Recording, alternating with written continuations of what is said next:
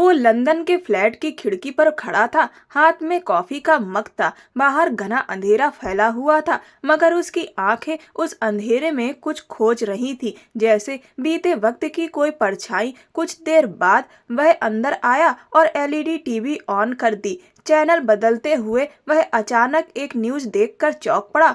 Rathore company के producer की बेटी प्रतिभा का अनदेखा रूप। ब्राइडल ग्रूम फैशन शो में दुल्हन बनेंगी प्रतिभा और दूल्हा होंगे मॉडल सागर चौधरी। खबर सुनते ही कबीर कुमार के होश उड़ गए। उसका माथा ठनक गया। उसने फौरन अपने मैनेजर को कॉल किया। मेरी भारत जाने की टिकट बुक करवाओ। कल सुबह ही पहली फ्लाइट चाहिए। मुझे तुरंत जाना है। जी सर, मैनेजर बोला। कॉल काटते ही वह सोफे पर बैठ गया, जैसे अपने ही फैसले को तौल रहा हो। उसने खुद से कहा था, जब तक वह खुद नहीं बुलाएगी मैं उस जगह दोबारा कदम नहीं रखूंगा। लेकिन अब पानी सिर से गुजर चुका था। सुबह कबीर भारत पहुंच गया और सीधे राजीव जी के घर राठौर हवेली पहुंचा। जैसे ही अंदर कदम रखा, एक जानी पहचानी सी खुशबू ने उसका स्वागत किया। 3 साल बाद वह उस हवेली में दाखिल हुआ था जहां उसकी रूह बसती थी। राजीव जी, जो उसके पापा के सबसे अच्छे दोस्त थे, दरवाजे पर उसका इंतजार कर रहे थे। कबीर उन्हें देखकर लपक कर उनके गले लग गया। राजीव जी बोले, शर्म नहीं आई तुम्हें? बिना बताए चले गए और 3 साल तक एक फोन भी नहीं किया। कबीर हल्का सा मुस्कुरा दिया।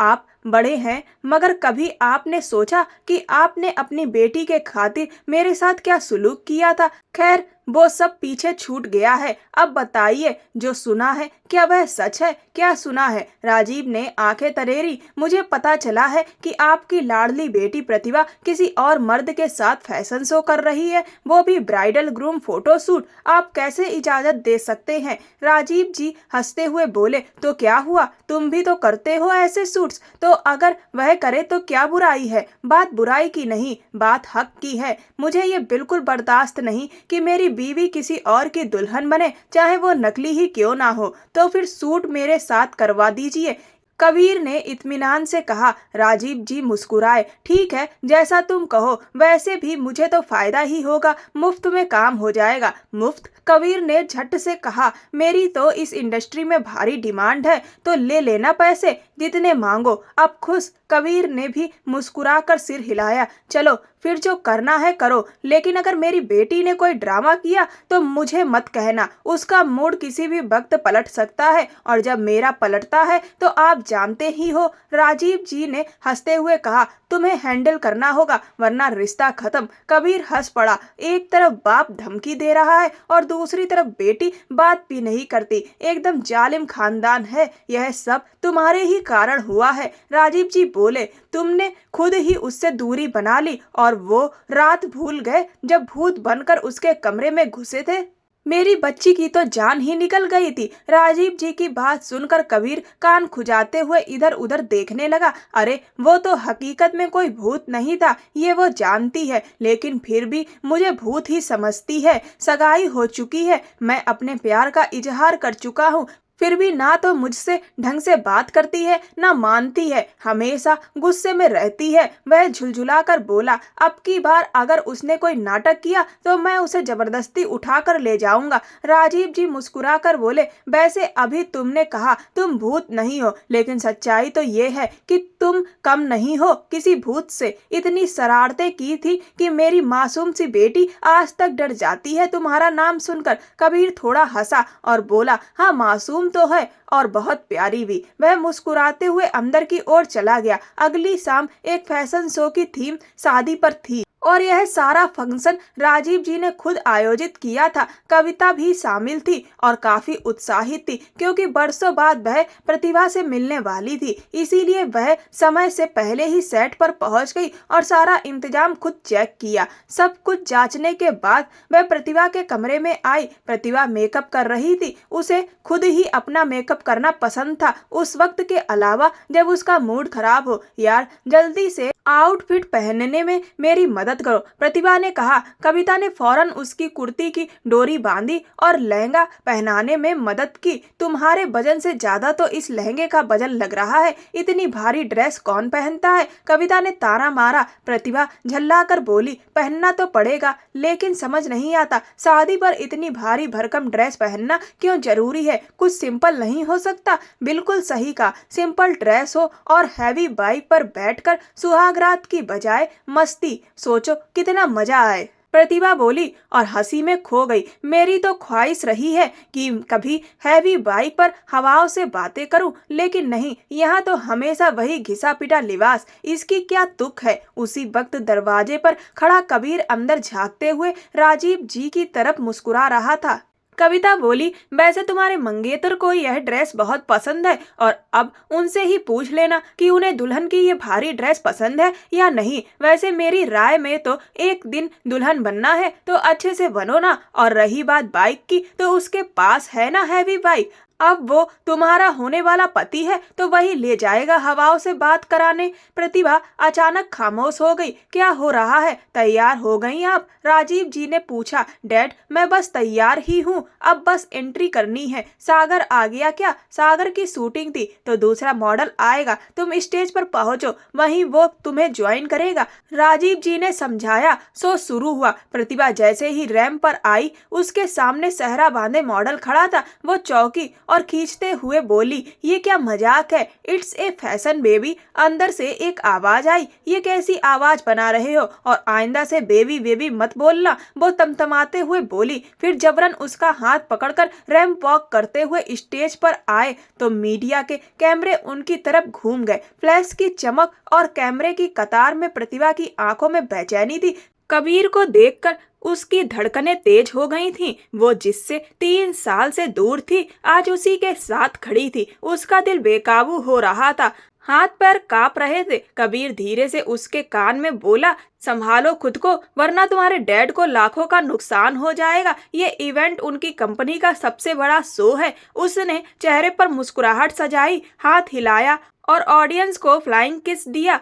फिर प्रतिभा की कमर के इर्द गिर्द हाथ डालकर रैंप वॉक करता रहा। स्वर में कठोरता थी, लेकिन अंदाज बेहद नर्म। फिर प्रतिभा स्टेज से उतरी और अकेले अपना दूसरा वॉक करने के बाद चेंजिंग रूम चली गई। दरवाजा बंद करते ही उसने गहरी सांस ली, दुपट्टा उतारा और जूड़ा खोलने लगी, मगर उसके हाथ से जूड़ा खुल नहीं रहा था। मैं कोशिश करूं, उसके पीछे से आवाज आई तो वह घबराकर एक झटके में मुड़ी और सोफे पर बैठे कबीर को देखकर उसकी टांगों से जैसे जान निकल गई। उसके अंदर इतनी हिम्मत भी नहीं थी कि वो किसी को पुकार कर अंदर बुला सके। वो उठकर जैसे ही उसकी तरफ करीब आ रहा था, वैसे वैसे उसकी सांसें तेज चलने लगी। मेरे पास मत आओ, वह कांपते हुए लहजे में बोली और पीछे हटने लगी, मगर पीछे दीवार होने की वजह से उसके कदम रुक गए। कबीर पास आकर उसके दोनों तरफ हाथ टिकाकर उसके चेहरे के पास झुक गया।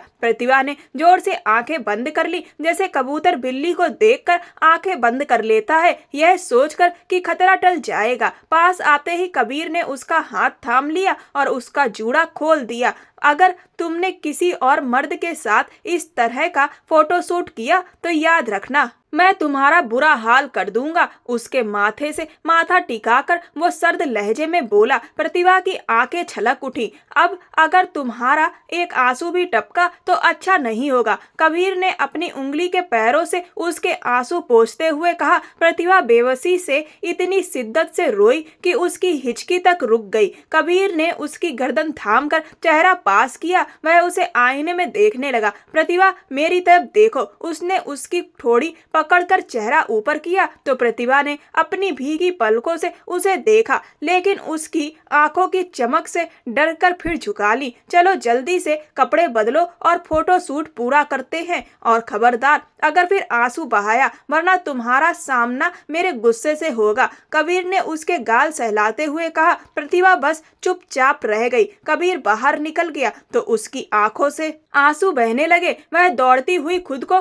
बाथरूम में बंद कर आई। आई, वॉश बेसिन पर झुकी चेहरा धोने लगी, मगर आंसू थमने का नाम नहीं ले रहे थे। बड़ी मुश्किल से खुद को संभाल कर वह बाहर आई तो मेकअप आर्टिस्ट आ चुकी थी। मेकअप करवाकर भारी लहंगा संभालते हुए वह फोटो शूट रूम में पहुंची, जहां जबरदस्त सजावट थी। कबीर भी उसके जैसे ही रंग के कपड़े पहनकर आया था। दोनों ने मिलकर कई पोज दिए। यह फोटो शूट काफी अच्छा था, मगर इस दौरान प्रतिभा को कबीर की नजदीकियों से जो महसूस हो रहा था वो खुद बयां नहीं कर सकती थी। एक तरफ डर, दूसरी तरफ एक मीठा सा एहसास जिसे वह खुद भी नहीं समझ पा रही थी। कबीर के छूने से उसकी धड़कन इतनी तेज हो रही थी कि उसे लग रहा था सीना फट जाएगा। फोटोशूट खत्म होते ही कबीर गाने की रिकॉर्डिंग के लिए निकल गया और प्रतिभा ड्राइवर के साथ घर के लिए रवाना हो गई। रात को डिनर के वक्त सब लोग एक साथ बैठे थे, तभी राजीव जी ने अचानक शादी की बात छेड़ दी।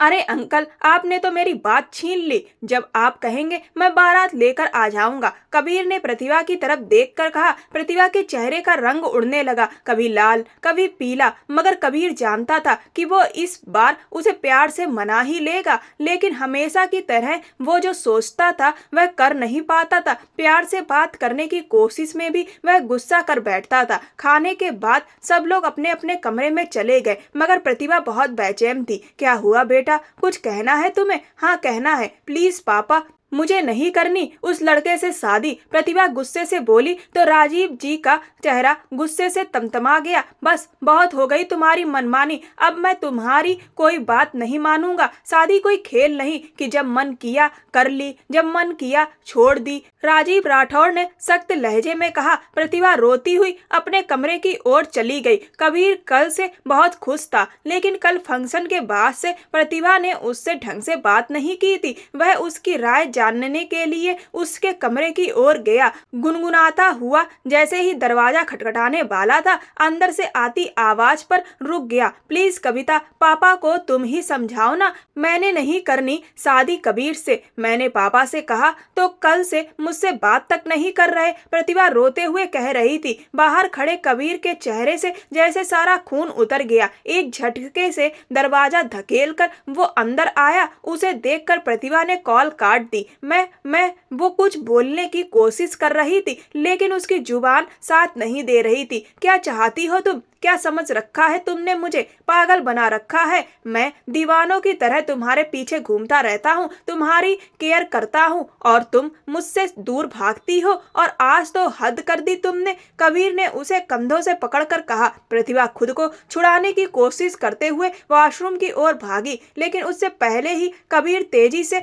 पहुंचकर दरवाजे की कुंडी लगाकर उसे रोक लिया। वो डर के मारे पीछे हट गई। प्लीज मेरे पास मत आओ, वो डरते हुए बोली। कबीर पास आया। प्रतिभा ने चेहरा हाथों में छुपा लिया और जोर जोर से रोने लगी। कबीर ने उसे दरवाजे से टिकाया और तभी गलती से उसकी कोहनी से शावर का बटन दब गया। छत से दोनों पर पानी गिरने लगा। प्रतिभा की आंखें डर के मारे मिच गईं। कबीर ने उसकी आंखों में देखा। अगर दोबारा तुम्हारे मुंह से सगाई तोड़ने की बात सुनी तो जीना मुश्किल कर दूंगा तुम्हारा। तुमने अभी तक मेरी नरमी देखी है, मेरे गुस्से से तुम अनजान हो। मेरा दिल तुम्हारे करीब आने को बेताब है और जो आज हुआ वो सिर्फ मेरी चाहत का एक छोटा सा हिस्सा था। अगली बार तुम्हारा इनकार सुना तो खुद को रोक नहीं पाऊंगा और मेरी चाहत सहने की ताकत तुम में नहीं है। प्रतिभा ने निगाहें झुका ली। कबीर ने कहा, कल शादी की खरीदारी करेंगे, मेरे हर कपड़े तुम ही पसंद करोगी। उसके गुलाबी गालों को हल्के से छूते हुए बोला।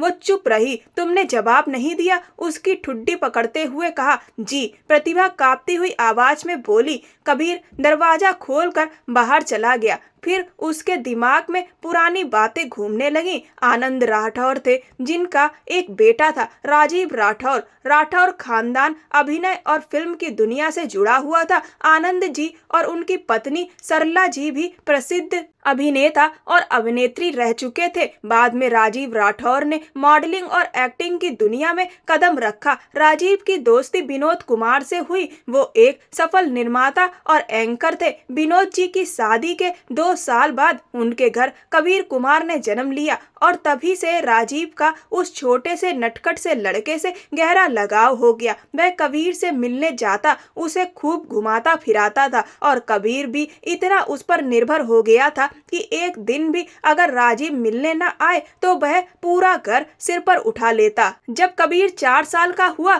तब राजीव जी की शादी हो गई। शादी के 1 साल बाद नन्ही सी राजकुमारी प्रतिभा ने जन्म लिया। 3 पीढ़ियों के बाद राठौर परिवार में बेटी ने जन्म लिया था तो पूरा घर जैसे खुशी से झूम उठा। जगह जगह मिठाइयाँ बटी और बड़ी धूमधाम से बेटी का स्वागत किया गया। राजीव जी अपनी जान से प्यारी बेटी के साथ हर वक्त रहते थे। यह बात 5 साल के कबीर को कुछ खास पसंद नहीं आई। जैसे जैसे प्रतिभा बड़ी हुई कबीर उसे तंग करने लगा। उसकी कभी चुटकी काटता, कभी खिलौने छीनता। जब प्रतिभा 10वीं कक्षा की छात्रा थी तब कबीर यूनिवर्सिटी में पढ़ रहा था। जिस दिन प्रतिभा का मैट्रिक का रिजल्ट आया उसी दिन कबीर के शरारती दिमाग में एक अजीब ख्याल आया। उन दिनों वो यूनिवर्सिटी के एक हॉरर नाटक में अभिनय कर रहा था जिसमें वह एक भूत का किरदार निभा रहा था। उसी भूत के गेटअप में उसने प्रतिभा को डराने की योजना बनाई। जब वह अचानक उसी भेष में उसके सामने आया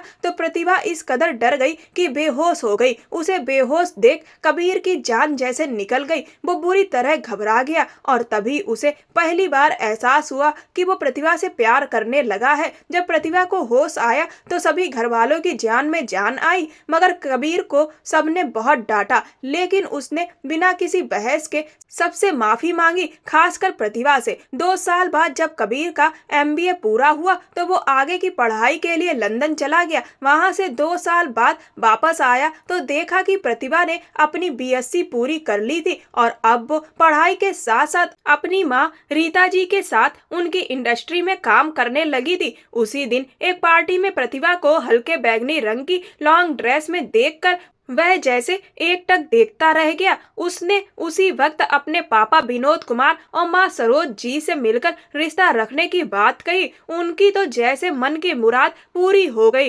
राजीव जी ने भी इस रिश्ते को तुरंत स्वीकार कर लिया। सादगी से सगाई हुई और शादी 2 साल बाद तय हुई। सगाई की रात जब कबीर प्रतिभा से मिलने उसके कमरे में आया तो अंदर से आती आवाजों पर वो दरवाजे पर ही ठिठक गया। तुम कबीर कुमार के साथ बहुत खुश रहोगी। राजीव जी बोले, प्लीज पापा, मुझे पता है मैं उनके साथ कभी खुश नहीं रह सकती। प्रतिभा रुआसी आवाज में बोली, मुझे ये तसल्ली देने की कोशिश मत कीजिए। उन्हें देखकर मुझे हमेशा डर लगता है। बचपन से ही बहुत गुस्से वाले रहे हैं। मेरी कभी उनसे पटरी नहीं बैठी। अब ऐसा नहीं है बेटा, राजीव जी समझाने लगे, और अगर ऐसा था भी तो पहले मना कर देती। अब सगाई के बाद इनकार करना ठीक नहीं है। मैं आपका दिल नहीं दुखाना चाहती थी पापा, इसीलिए सगाई के लिए हाँ कर दी। पर अब सोच रही हूँ कि जिस इंसान के पास जाने का ख्याल भी मुझे डराने लगा है, उस इंसान के साथ पूरी जिंदगी कैसे काटूंगी। प्रतिभा की आंखों से आंसू बहने लगे। बाहर खड़ा कबीर यह सब सुन रहा था। उसने अपने होठों को जोर से भींच लिया। कुछ नहीं बेटा, राजीव जी बोले, वो बस बचपन में ज्यादा गुस्से वाला था, अब बहुत बदल चुका है। तुम्हें बहुत चाहता है। खुद कहा है उसने कि तुमसे मोहब्बत करने लगा है। उनके चाहने से क्या होता है पापा, मुझे भी तो पसंद होना चाहिए ना। मैंने बस भावनाओं में बहकर हाँ कर दी थी। बहुत बड़ी गलती हो गई है। अब मैं क्या करूं? मेरी जिंदगी कैसे कटेगी उस इंसान के साथ जिसे देखना भी मुझे पसंद नहीं। आपको तो याद है ना पापा, एक बार जब उनका मग गिरा और वो गुस्से से चिल्लाए तो मैं डर के मारे बेहोश हो गई थी। और दूसरी बार जब उन्होंने मुझे भूत बनकर डराया था, उस वक्त भी मैं बेहोश हो गई थी। मेरी जिंदगी तो डर के साए में ही बीतेगी। प्रतिभा की आवाज कांप रही थी और वो फूट फूट कर रो रही थी। बाहर खड़ा कबीर कुमार अब और कुछ सुनने की हालत में नहीं था। उसकी मुट्ठियां खुद ब खुद कस गईं। वो एक झटके से मुड़ा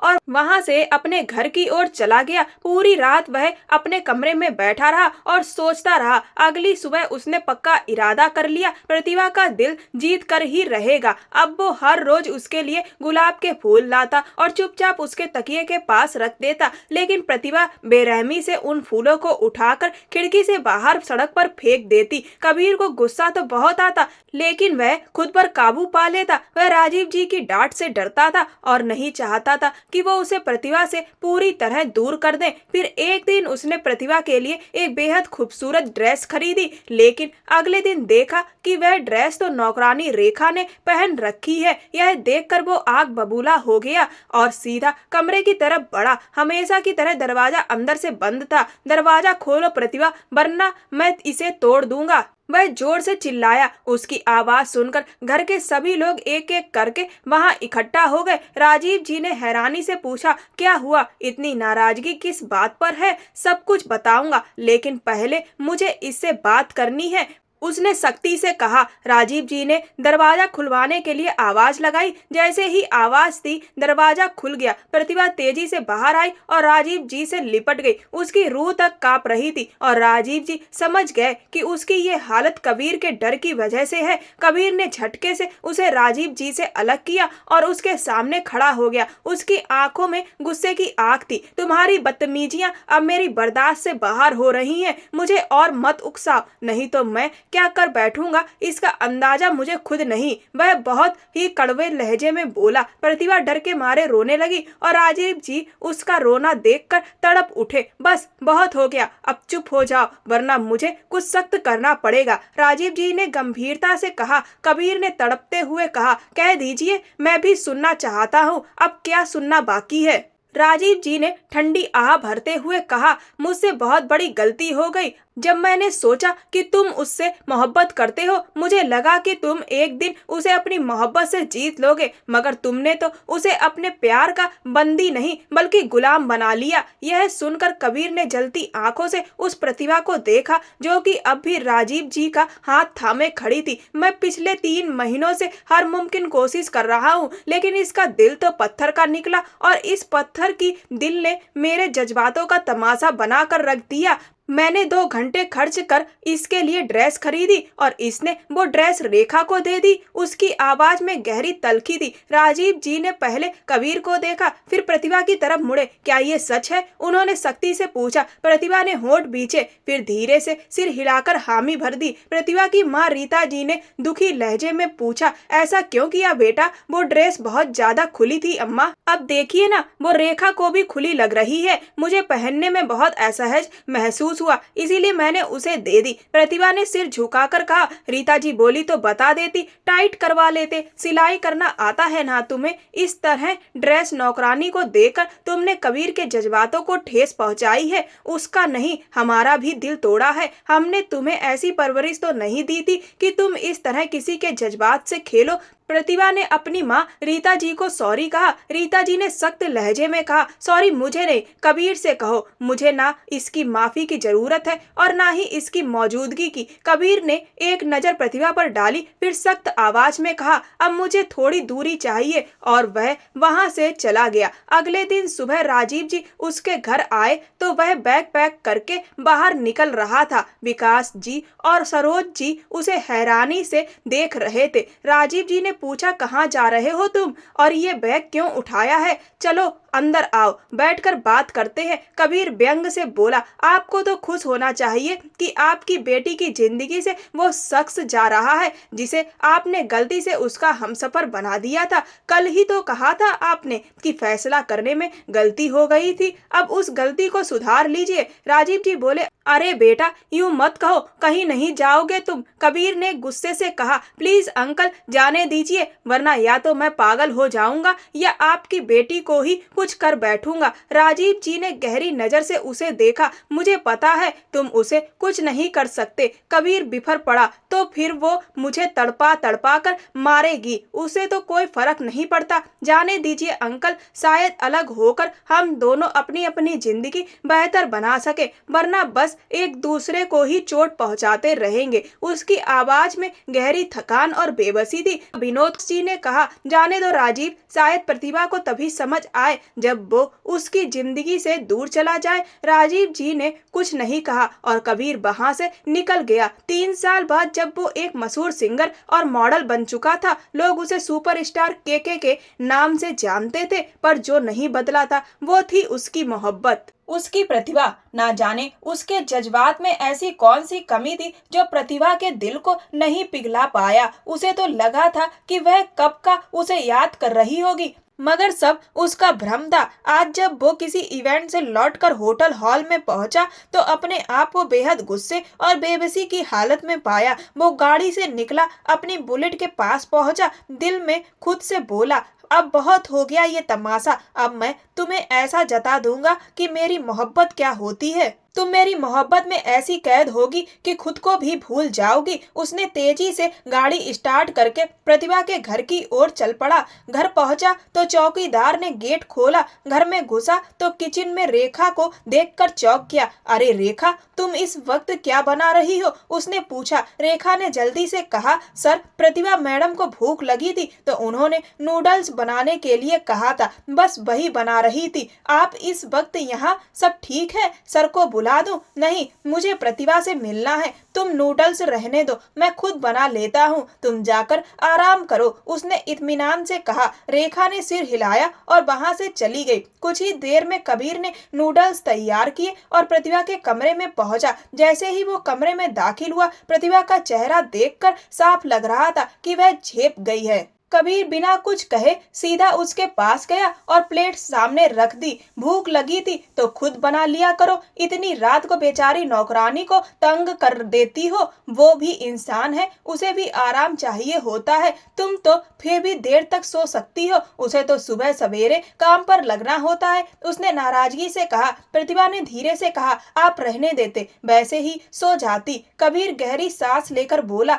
मेरी होने वाली बीवी भूखी हो और मैं उसे ऐसे ही छोड़ दूं, ये हो ही नहीं सकता। और मुझे तुम्हारे लिए कुछ भी करने में कोई परेशानी नहीं है, लेकिन हाँ, तुम्हें हो सकती है। मैं तो सीधा साधा आदमी हूँ, अपने काम खुद कर लेता हूँ, तुम्हारी तरह नहीं जो शहजादियों की तरह पली हो। मैं तो विदेश में अकेला रहता था, अपना हर काम खुद करता था, सफाई से लेकर खाना तक सब कुछ। वो आज ना जाने क्यों इतना बोल रहा था और साथ साथ नूडल्स भी खा रहा था। प्रतिभा बस उसे एकटक देखती रही। नूडल्स उसके लिए बने थे मगर कबीर खुद खा रहा था। वो ऐसे बड़े बड़े कौर भर भर के खा रहा था कि लग रहा था अभी 2 मिनट में पूरी प्लेट साफ कर देगा। प्रतिभा ने चुपचाप उसे देखा और मन ही मन कुड़ गई, मगर कहने की हिम्मत कहाँ थी उसमें। अरे तुम खा क्यों नहीं रही? खत्म हो जाएंगे फिर, चलो मैं खुद ही खिलाता हूँ। कहते हुए कबीर ने चम्मच में भरकर नूडल्स उसके मुंह के पास ला दिए। प्रतिभा ने थोड़ा सा मुंह खोला। अरे इतना सा मुंह चिड़िया की तरह खोलकर कोई नूडल्स खाता है क्या? सुनो, 2 डिश ऐसी होती हैं जिन्हें थोड़ा बदतमीजी से खाना चाहिए। पहली है नूडल्स, इन्हें चम्मच भरकर पूरे मुंह में डालो और जो नीचे लटक जाए उन्हें फिर सुर से अंदर खींचो। इतना कहकर उसने खुद ही चम्मच भर नूडल्स उठाए और वही तरीका करके खा कर भी दिखाया। प्रतिभा होंठ बींच कर रह गई। अरे पूछा नहीं कि दूसरी डिश कौन सी है? वो फिर चम्मच भरते हुए बोला, कौन सी है? प्रतिभा मुश्किल से बोल पाई क्योंकि अब तक नूडल्स देखकर उसके मुंह में पानी भर आया था। वो तो उसे एक चम्मच खिलाने के बाद अब खुद ही मजे से खा रहा था। दूसरी डिश है गोलगप्पे, कभी खाए हैं? कबीर ने पूछा। प्रतिभा ने ना में सिर हिला दिया। ओ नो, तुमने कभी गोलगप्पे नहीं खाए? उसने आंखें चौड़ी करते हुए हैरानी से पूछा। प्रतिभा फिर से ना में सिर हिलाते हुए बोली, नहीं, मुझे नहीं खाने। मुझे याद है एक बार देखा था, एक अंकल अपने हाथ से पानी बनाते हुए उसमें जोर जोर से हाथ मार रहे थे, तब से ही मुझे गोलगप्पे से घिन सी लगती है। अरे पगली, उसी में तो असली मजा है। और वैसे भी आजकल सब साफ सफाई का ध्यान रखते हैं। डोंट वरी, मैं तुम्हें बहुत अच्छे स्टॉल से खिलाऊंगा। कबीर बोला नूडल्स खत्म करता हुआ। बहुत बहुत धन्यवाद, जैसे आपने नूडल्स खिलाए वैसे ही गोलगप्पे भी खिला दीजिएगा, प्रतिभा ने चिढ़ते हुए कहा। कबीर मुस्कुराया। इतने इल्जाम लगाती हो मुझ पर? मैंने तो कहा था ना खा लो, अब तुमने खुद ही नहीं खाया तो इसमें मेरी क्या गलती? जी जी, सारा कसूर तो मेरा ही है, प्रतिभा बोली। मगर आपने अपनी खाने की रफ्तार देखी है, ऐसे खा रहे थे जैसे कई दिनों से खाना नसीब नहीं हुआ हो। उसकी बात सुनकर कबीर को वो और भी प्यारी लगने लगी। ऐसे ही रहा करो नॉर्मल, पता नहीं मुझसे इतना डरती क्यों हो, जैसे मैं कोई इंसान नहीं भूत हूँ। कहते हुए उसने उसके गाल को हल्के से छुआ तो प्रतिभा झेप कर एकदम पीछे हो गई। अच्छा चलो कुछ और खा लेते हैं, चलो बाहर चलते हैं। कबीर फुर्ती से बोला, नहीं मुझे बाहर का खाना पसंद नहीं है, आप जानते हैं ये बात। प्रतिभा ने जल्दी से कहा। कबीर ने गहरी सांस ली और कमरे से बाहर आ गया। प्रतिभा उस खाली प्लेट को घूरती रही जो अब उससे नजरें चुरा रही थी। फिर गुस्से में कंबल ओढ़कर लेट गई। कुछ ही देर बाद दरवाजा फिर से खटकाया गया। कबीर दोबारा उसके लिए नूडल्स लेकर आया था। अब तो उठकर खा लो वरना फिर मैं खा जाऊंगा और फिर तुम भूखी रह जाओगी, वो उसके पास बैठते हुए बोला। प्रतिभा ने बिना समय गवाए झटपट बैठकर उससे प्लेट ले ली और खाने लगी, इतनी तेजी से जैसे डर हो कि कहीं कबीर दोबारा छीन ना ले। कबीर उसे मुस्कुराहट रोकते हुए देख रहा था। एक नाजो से पली 24 साल की लड़की प्रतिभा उसे परी जैसी लग रही थी। नूडल्स खत्म होते ही वो प्लेट उठाकर बाहर चला गया। अगले दिन वो उसे शॉपिंग पर ले गया। इस बार खुद उसके लिए एक एक ड्रेस चुनकर दी। फिर उसे दूसरी तरफ ले जाकर कहा, अब तुम मेरे लिए शर्ट्स पसंद करो। प्रतिभा ने शर्ट्स निकाल कर देनी शुरू की और कबीर वही ट्रायल करने लगा। यह क्या कर रहे हैं, सबके सामने कपड़े चेंज करेंगे। प्रतिभा घबरा गई, उसकी नजरें इधर उधर घूमी। सब लड़कियां कबीर को ही देख रही थी। अरे रिलैक्स, ये पहली बार थोड़ी देख रही हैं, टीवी पर शर्टलेस तो रोज देखती होंगी। कबीर बेफिक्री से बोला और अपनी पहनी शर्ट उतारकर प्रतिभा की पसंद की शर्ट पहनने लगा। प्रतिभा ने घबराकर नजरें चुरा ली, लेकिन एक पल को उसकी निगाहें ठहर गईं उसके सिक्स पैक्स पर। उधर कुछ लड़कियां उसकी फोटो लेने लगी तो प्रतिभा झटपट उसके सामने खड़ी हो गई ताकि कोई और उसे ना देख सके। मगर तभी वो लड़कियां पास आईं और बोली, सर एक फोटो मिल सकती है। वो जैसे ही अपनी शर्ट पहनने के लिए हाथ बढ़ा रहा था, पास आई लड़कियों ने उससे तस्वीर की गुजारिश कर दी। उसने एक नजर प्रतिभा की ओर देखा, जिसके चेहरे के भाव साफ बता रहे थे कि उसके मन में क्या चल रहा है। कबीर कुमार ने अपनी मुस्कान दबाई और लड़कियों की तरफ घूम गया। क्यों नहीं, जरूर, उसने कहा। दो लड़कियां उसके पास आकर झटपट तस्वीरें लेने लगी। एक ने तो उसके कंधे पर हाथ तक रख दिया था। प्रतिभा भीतर ही भीतर जल उठी। लड़कियों के जाने के बाद कबीर बाहर निकल गया। रास्ते में ना जाने कितनी लड़कियां उससे ऑटोग्राफ और सेल्फी मांग रही थी और प्रतिभा अब इस सब से तंग आ चुकी थी। फिर वो उसे एक रेस्टोरेंट में लेकर गया। खाना खाकर वे घर लौट आए। रास्ते भर कबीर उससे बातें करता रहा, लेकिन प्रतिभा बस हूँ हाँ में जवाब देती रही। घर पहुँचते ही कबीर राजीव जी से मिलने चला गया और प्रतिभा लिविंग रूम में बैठ गई। बेचैनी से वह लगातार वही सब सोचती रही जो दिन में हुआ था। वह नाखून चबाने लगी, जो इस बात का साफ संकेत था कि वो अंदर से बेहद परेशान थी। क्या हुआ, ऐसे क्यों बैठी हो? रीता जी पास आकर बोली। कुछ नहीं, बस थक गई हूँ, प्रतिभा ने सिर झटकते हुए जवाब दिया। तो जाओ चाय पीकर आराम करो, रेखा से कहकर तुम्हारे कमरे में चाय भिजवा देती हूँ, रीता जी ने कहा। प्रतिभा चुपचाप उठी अपने कमरे में आ गई। रात भर वह एक पल को भी नहीं सो पाई। उसकी आंखों के सामने दिन का हर मंजर बार बार घूमता रहा। झुलझुलाकर वो उठ बैठी और अपने पास रखे डैडी के फ्रेम को उठाकर सामने रखा। देखो ना डैडी, आज मैं बहुत अजीब महसूस कर रही हूँ। आपको भी तो महसूस हो रहा होगा ना, आप मुझे सबसे अच्छे से समझते हो। बताओ ना मैं क्या करूँ, क्यों इतना सोच रही हूँ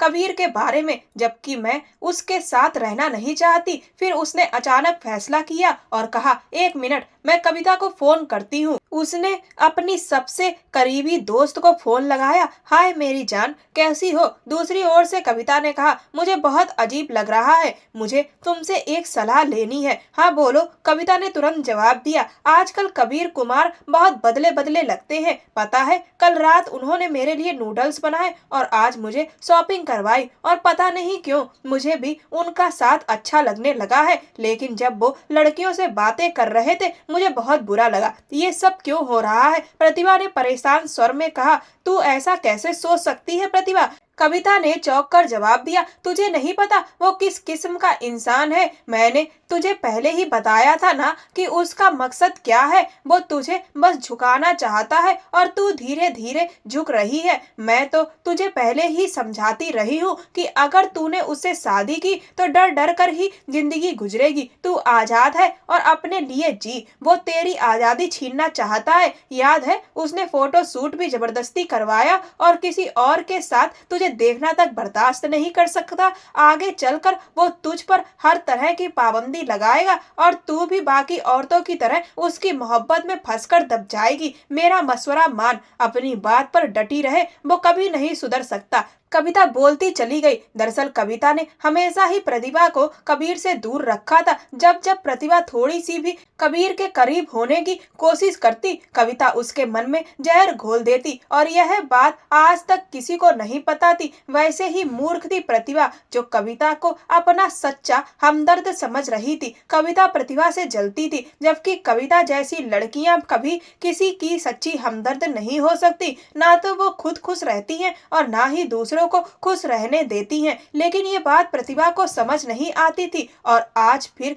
कविता ने उसके दिल के उस जख्म को कुरेद दिया था जो उसने बड़ी मुश्किल से कबीर के लिए भरने की कोशिश की थी। कविता से बात करने के बाद वो और भी बेचैन हो गई। पूरी रात उसे नींद नहीं आई और सुबह सूरज निकलने के बाद कहीं जाकर उसकी आंख लगी। रोज की तरह कबीर एक्सरसाइज करने के बाद घर आया और अपने लिए खुद एनर्जी ड्रिंक बनाकर पीने लगा। फिर वो फ्रेश हुआ और प्रतिभा के घर चला गया। घर पहुंच के वो प्रतिभा को देखने उसके कमरे की ओर चला गया। जैसे कि उसने दरवाजा खोला, सामने का नजारा देखकर मुस्कुरा दिया। प्रतिभा अपने पसंदीदा टेडी बियर से लिपटकर चैन से सो रही थी। वह 24 साल की हो चुकी थी, मगर उसकी आदतें अब भी किसी 16 साल की लड़की जैसी ही थी। कबीर ने उसके मासूम चेहरे की ओर देखा और पास जाकर झुकते हुए उसके लहराते बालों को पीछे किया और माथे पर प्यार से हाथ फेरा। प्रतिभा हल्की सी करवट बदलकर और ज्यादा टेडी में सिमट गई।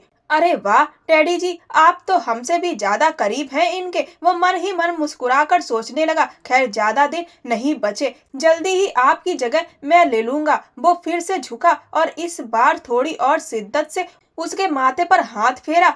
प्रतिभा की अचानक किसी अजीब एहसास से नींद खुली। जब उसने अपनी आंखें खोली और खुद पर झुके कबीर को देखा तो घबराकर झटके से पीछे हुई। आप ये क्या कर रहे थे? वह लगभग लड़ने के लहजे में बोली। कबीर, जो उसकी मासूमियत पर मुस्कुरा रहा था, एक कदम पीछे हुआ और बोला, क्या हुआ, डर लग रहा है? प्रतिभा ने एक पल को नजरें झुका ली, फिर बोली, नहीं, बस कुछ अजीब सा लग रहा था। वह धीरे से बिस्तर से उठने लगी, लेकिन तभी कबीर ने उसका हाथ थाम लिया और मुस्कुराते हुए कहा, कहाँ जा रही हो? मुझे तुमसे बात करनी है। जी करिए, प्रतिभा ने धीरे स्वर में कहा। ये क्या बात हुई? तुम हमेशा ऐसे ही दूर रहकर बात करती हो, जैसे कोई दीवार हो हमारे बीच। कहते कहते कबीर दोबारा उसके गाल पर झुक गया। प्रतिभा ने झटके से खुद को पीछे किया। उसकी सांसें तेज हो गई थी। उसे कविता की कई बातें याद आने लगी, चेतावनियां, डर, शक। आप ये क्या कर रहे हैं? प्रतिभा की आवाज डरी हुई और सख्त थी।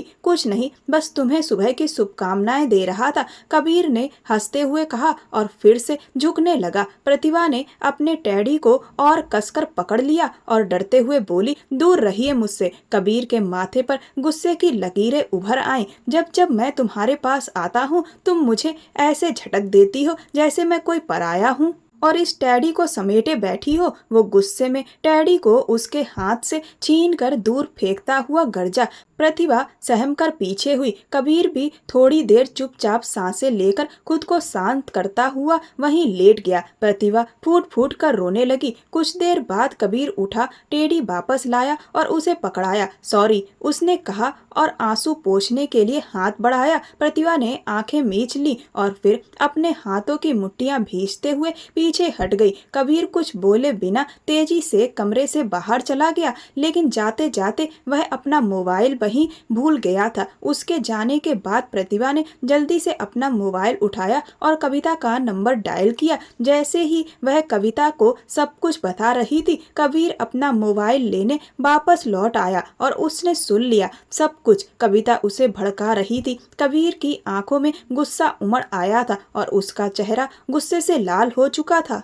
वो बिना मोबाइल लिए अपने कमरे में वापस चला गया। काफी देर तक वो बेचैन सा इधर उधर टहलता रहा। उसे समझ नहीं आ रहा था कि इस हालात को कैसे संभाले। अब उसे साफ महसूस होने लगा था कि प्रतिभा जो भी प्रतिक्रिया देती है वो खुद नहीं देती, बल्कि उसका दिमाग पहले से ही प्रभावित होता है। शायद इसीलिए वो हर बात पर जरूरत से ज्यादा प्रतिक्रिया कर जाती है। वो खुद से लड़ता हुआ एक कोने में बैठ गया। उसे कुछ वक्त पहले की कविता से हुई मुलाकात याद आ गई। कैसे वो भी उसे धीरे धीरे बहकाती रही थी और अपनी मीठी मीठी बातों में उसे अपनी तरफ मोड़ती रही थी। तब भी वो कविता की बातों में आ गया था और अब वही सब प्रतिभा के साथ हो रहा है। उसे याद आया जिस दिन उनका ब्राइडल ग्रूम फैशन शो था, उसी दिन कविता ने कहा था, प्रतिभा तुम्हारे काबिल नहीं है। मैं उसे कितनी बार समझा चुकी हूँ, लेकिन वो किसी बात को समझती ही नहीं है। उस दिन वो काफी भड़क गया था।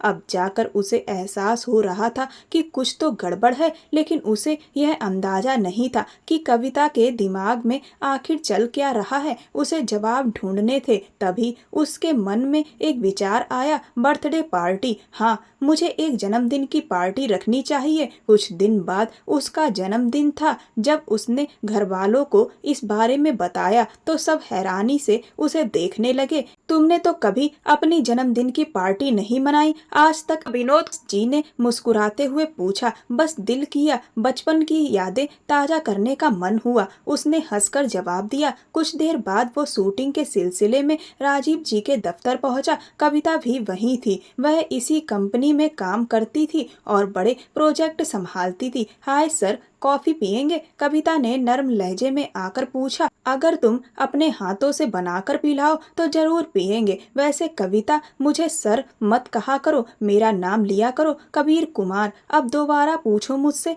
वो मुस्कुराते हुए बोला। कबीर कुमार, आप चाय पियेंगे? कविता ने मुस्कुराकर पूछा। अरे, इतनी खूबसूरत लड़की के हाथों से तो जहर भी पी लेंगे। वो हल्के से उसकी ओर झुकते हुए बोला। कविता खिलखिलाकर हंस पड़ी। अभी बनाकर लाती हूँ। सॉरी कबीर, वह कहती हुई मुड़ी और चली गई। उसके जाते ही कबीर का चेहरा गंभीर हो गया। सोच में डूबा वह खुद से कहने लगा, प्रतिभा को तो ये मेरे बारे में कुछ और ही कह रही थी कि मैं एक अच्छा इंसान नहीं हूँ और पता नहीं क्या क्या, और आज मुझसे ऐसे बात कर रही है जैसे मैं कोई बहुत बड़ा आदमी हूँ। चल क्या रहा है इसके दिमाग में? वो सिर झटकता हुआ पास रखे मॉडल्स के फोटो देखने लगा। थोड़ी देर बाद कविता चाय लेकर आई। वाह, कमाल की चाय है, खुद बनाई है? कविता ने सिर हिलाकर हाँ में जवाब दिया। क्या बात है, एक यही गुण अपनी उस प्यारी दोस्त में क्यों नहीं डाला तुमने? कहाँ तुम इतनी समझदार, सलीकेदार, और कहाँ वो जो हर वक्त बेवकूफ़ों जैसी हरकतें करती रहती है। इतनी अच्छी दोस्त हो उसकी, समझाया करो यार। तो फिर क्यों झेलते हो उसे? कविता ने तुरंत कहा। ऐसे रिश्ते को खत्म कर दो जिसमें सिर्फ तकलीफ हो। मुझे तो लगता है वो किसी और को पसंद करती है। मैंने कई बार उसे किसी लड़के से बात करते हुए देखा। कुछ तो चल रहा है उसके दिमाग में। कविता की ये बात सुनकर कबीर का खून खौल उठा। उसका मन किया कि अभी और वहीं कविता का मुंह बंद कर दे। प्रतिभा किसी से बात कर रही है, कभी सोचा भी नहीं था।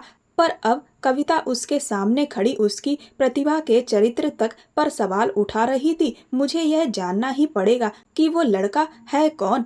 प्रतिभा कबीर के घर आई। आप खुद को समझते क्या हैं? प्रतिभा गुस्से से बोली। क्या मैं आपके लिए कोई खिलौना हूँ? जब मन आया मुझे छोड़ किसी और के साथ चल दिए। उसके लहजे की सख्ती पर कबीर कुमार ने खुद पर काबू रखते हुए धीरे से उसकी ओर कदम बढ़ाए। जो भी कहना चाहती हो खुलकर कहो, वो गंभीर लहजे में बोले। शर्म नहीं आती आपको? मेरी दोस्त के साथ रिश्ता चला रहे हैं और उसे प्रपोज तक कर दिया। प्रतिभा ने उसका कॉलर पकड़ लिया। उसकी आंखों से आंसू लगातार बह रहे थे।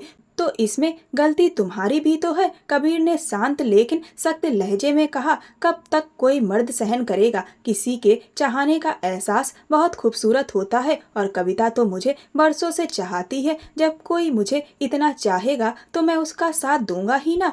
तुम्हें तो मुझसे मोहब्बत थी ही नहीं, यही कहती थी ना कि मुझे देखना भी पसंद नहीं, प्यार तो दूर की बात है। तुम खुद ही इस रिश्ते से बाहर निकलना चाहती थी, तो अब अचानक क्या हो गया? मैं तो तुम्हारी मर्जी के मुताबिक खुद ही हट गया रास्ते से। अब जाओ, अपनी जिंदगी जी लो जैसे चाहती हो। तुम्हें रोकने टोकने का हक मैंने पहले भी कभी नहीं जताया, लेकिन ना जाने तुम्हारे मन में कौन सा जहर भर गया था कि मेरी मोहब्बत ही दिखाई नहीं दी। खैर, अब मैं सुबह सबके सामने साफ कह दूंगा कि हम दोनों का रिश्ता यहीं खत्म हो गया। कबीर ने ठंडे लेकिन ठोस शब्दों में यह सब कहते हुए मुड़ने की कोशिश की। तभी प्रतिभा ने उसका हाथ पकड़कर उसे रोक लिया। कैसे कह सकते हैं आप ऐसा? उसने रुआसी आवाज में कहा। मैं आपसे प्यार करने लगी थी, अच्छा लगता था जब आप मुझे चाहते थे, लेकिन मुझे कविता ने उकसाया कि आप मेरे लायक नहीं हैं, मेरी आज़ादी छीनना चाहते हैं, मुझे बस गुलाम बनाना चाहते हैं।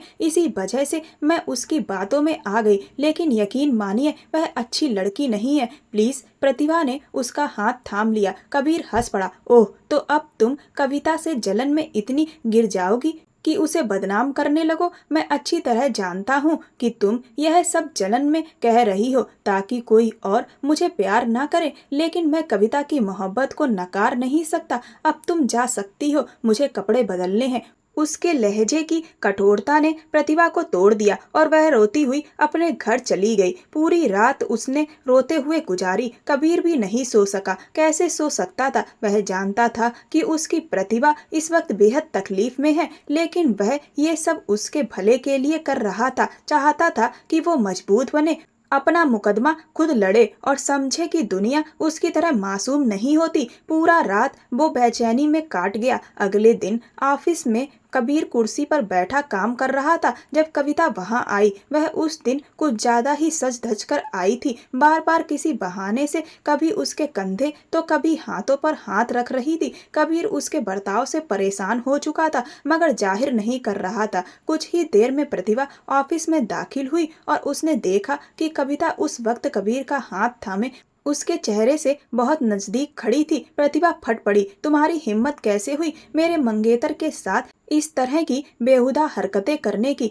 कविता चौंक कर पीछे हटी, लेकिन जल्द ही अपने आप को संभाल लिया। ये मोहब्बत है जो तुम जैसी लड़कियां कभी समझ नहीं सकती। प्रतिभा, तुमने तो कबीर की कद्र ही नहीं की। मैंने उसकी वो कद्र की है जिसका वो हकदार है। बहुत जल्द हम दोनों एक होने वाले हैं, कविता ने तंज कसते हुए कहा। इससे पहले कि वह और कुछ बोलती, प्रतिभा ने उसे एक जोरदार थप्पड़ जड़ दिया। तुम बेहद घटिया औरत हो, प्रतिभा गुस्से से कांपते हुए बोली। क्या पता था मुझे कि तुम दोस्त के रूप में एक जहरीली नागिन हो जो मुझे ही डसना चाहती थी। तुम्हें मेरी ही जिंदगी मिली थी बर्बाद करने को, मेरा ही घर, मेरा ही मंगेतर मिला था, मगर अब नहीं, अब मैं ऐसा नहीं होने दूंगी। वो कहती हुई तेजी से कबीर कपूर की तरफ गई और उसके पास जमीन पर बैठकर उनके घुटनों पर हाथ रख दिया। नम आंखों से उनकी ओर देखकर बोली, प्लीज मेरा यकीन कीजिए, मैं आपसे प्यार करती हूँ, मैं आपके बिना नहीं रह सकती, अब कभी भी आपको दुख नहीं पहुँचाऊंगी। और आखिरकार वो कह चुकी थी जिसे कबीर कपूर बहुत वक्त से सुनने के लिए तरस रहे थे। दिल तो किया कि वो उठकर उसे गले लगा ले, मगर खुद पर काबू रखते हुए अपनी निगाहें फेर ली। अब हो गई तसल्ली, वो तुम्हारा चेहरा भी नहीं देखना चाहते। प्लीज जाओ यहाँ से, हमारे बीच मत आओ, अब यही तुम्हारे लिए ठीक रहेगा। कविता बीच में बोल पड़ी।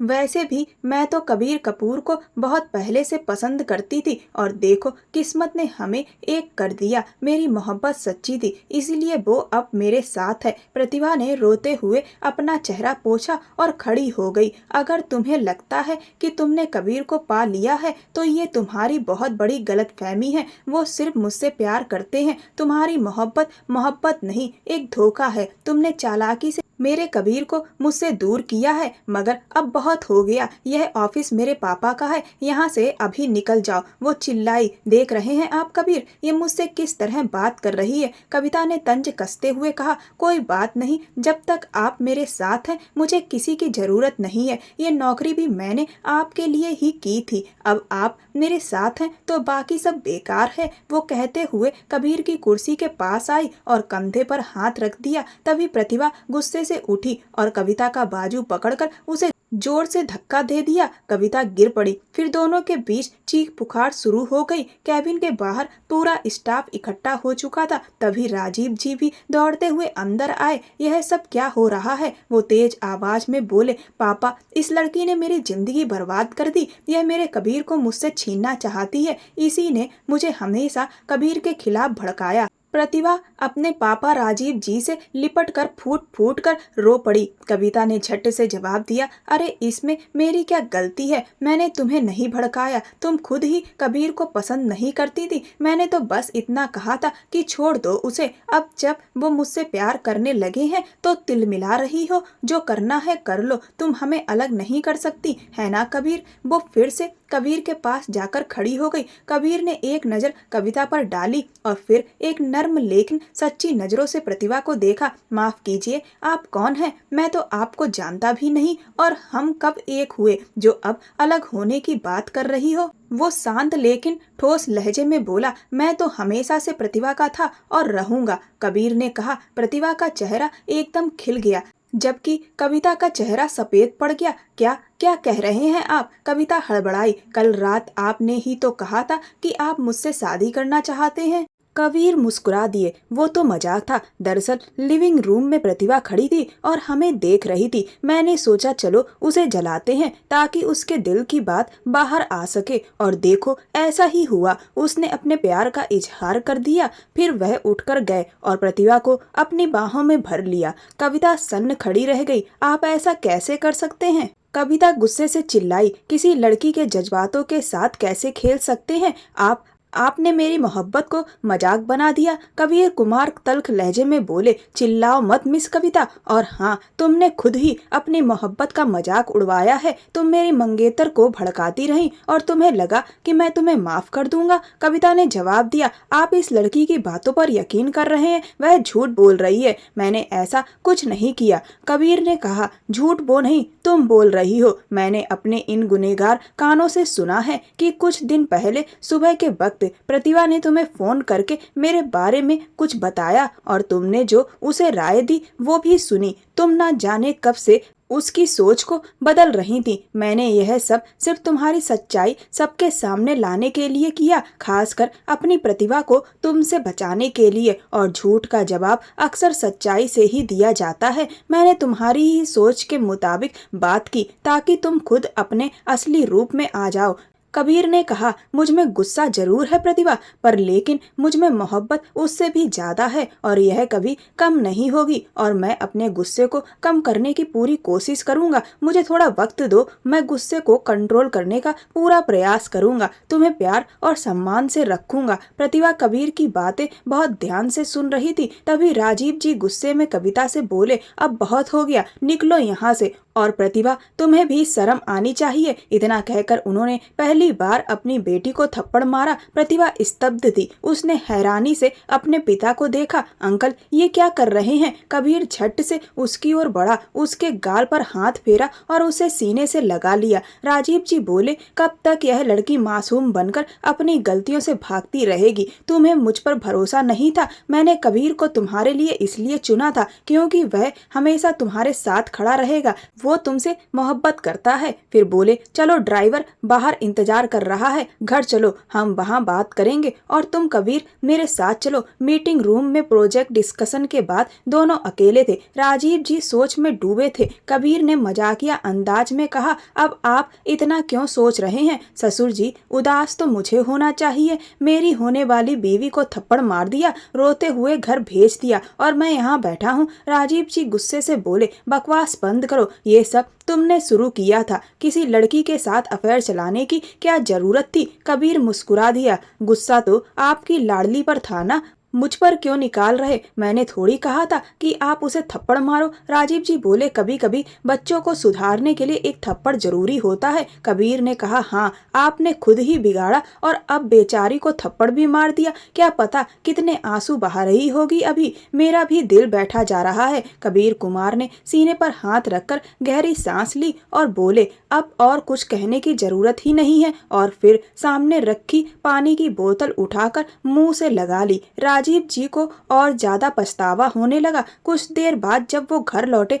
तो सीधे प्रतिभा के कमरे की ओर बढ़े। जैसे ही दरवाजा खोला तो सामने वही हुआ। प्रतिभा अपने टेडी बियर को गले लगाकर रो रही थी। कबीर झुलझुलाकर बोले, कबीर ये 24 साल की लड़की कब बड़ी होगी? राजीव जी झुलझुलाकर बोले, कबीर ये 24 साल की लड़की कब बड़ी होगी? उनकी आवाज पर प्रतिभा ने अपने आंसू पोंछे और नाराजगी से राजीव जी की ओर देखा। कबीर ने सिर झटकते हुए कहा, अगर बड़ी होती तो इस टेडी को नहीं, मुझे गले लगाकर रो रही होती। इस उम्र में टेडी को कौन गले लगाता है यार? राजीव जी के सामने उसकी इस शरारत पर वो झेप गई। राजीव जी ने डांटते हुए कहा, तुम्हारे अंदर शर्म हया कब आएगी? इतना भी नहीं जानते कि ससुर के सामने कैसे बात करते हैं, बेशरम कही के। और गुस्से में एक हल्के से प्यार से थप्पड़ रसीद कर दिया। देख रही हो अपने जालिम बाप को, पहले तुम्हें थप्पड़ मारा और अब मुझे। कबीर ने उसे छेड़ा तो प्रतिभा भड़क गई और गुस्से से राजीव जी को देखने लगी। शर्म नहीं आती? बाप बेटी के बीच में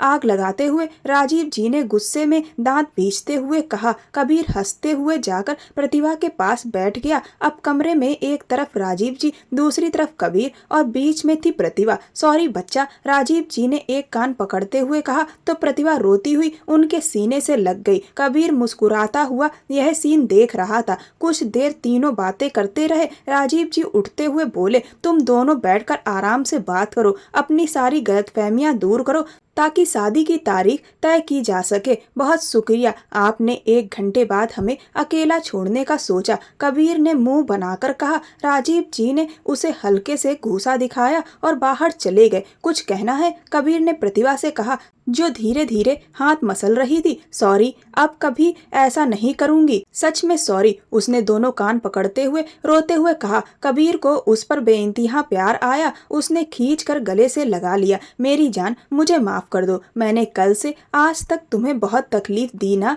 उसकी ठुड्डी थामते हुए बोला। प्रतिभा ने सर हिलाकर सहमति दी। उसकी मासूम अदा पर कबीर मुस्कुरा पड़ा और उसके चेहरे को देखने लगा।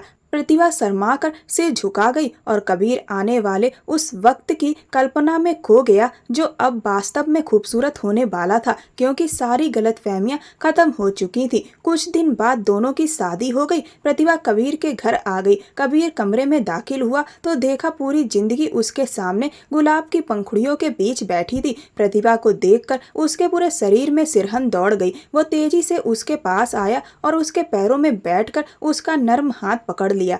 कितनी देर कर दी आपने, पता है कब से इंतजार कर रही हूँ, प्रतिभा ने उसका बाजू पकड़ते हुए कहा और सर उसके कंधे पर टिका दिया। दोस्तों को विदा कर रहा था मेरी जान, उसके हाथों को सहलाते हुए कबीर बोला। फिर वो उसे देर तक निहारता रहा। वैसे सुहाग रात तो सब मनाते हैं, हम कुछ एडवेंचर करें, कबीर ने अचानक कहा। प्रतिभा ने हैरानी से उसकी तरफ देखा। मतलब मेरी जान, हम बाइक पर चले, हवाओं से बातें करते हैं। प्रतिभा भी रोमांचित हो उठी। फिर बिना कपड़े बदले ही पिछले रास्ते से बाहर निकले। कबीर ने अपनी भारी बाइक निकाली और प्रतिभा उसके पीछे बैठ गई, उसे कसकर थामते हुए। सड़क पर आते ही कबीर ने खुशी से बाइक दौड़ाई। बाइक हवा से बातें करने लगी। वो दोनों किसी फिल्मी सीन की तरह शोर मचाते हुए निकल पड़े। राह चलते लोग उन्हें हैरानी और दिलचस्पी से देख रहे थे। कुछ ने तो वीडियो भी बना ली। अगली सुबह सोशल मीडिया पर एक पोस्ट आई। लड़के ने शादी वाले दिन लड़की को भगाकर शादी कर ली। पोस्ट में दोनों की तस्वीरें थी। कबीर और प्रतिभा पोस्ट देखकर जोर जोर से हंसने लगे और उनके एक खुशहाल जीवन की शुरुआत हो गई। दोस्तों, गलतफहमियां कभी कभी अच्छे रिश्तों को खराब कर देती हैं। इसीलिए अपने रिश्तों में आई गलतफहमियों को जल्द से जल्द सुलझा लें, जिससे कोई तीसरा उन गलतफहमियों का फायदा ना उठा सके। आपको यह प्रेम कहानी कैसी लगी, मुझे कमेंट सेक्शन में जरूर बताएं। मेरे वीडियो को हाइप दें और यह कहानी पूर्णतः काल्पनिक है। ऐसी और भी कहानियों को सुनने के लिए मेरे चैनल को सब्सक्राइब कर वीडियो को लाइक कर दें और वीडियो को ज़्यादा से ज़्यादा शेयर करें। धन्यवाद।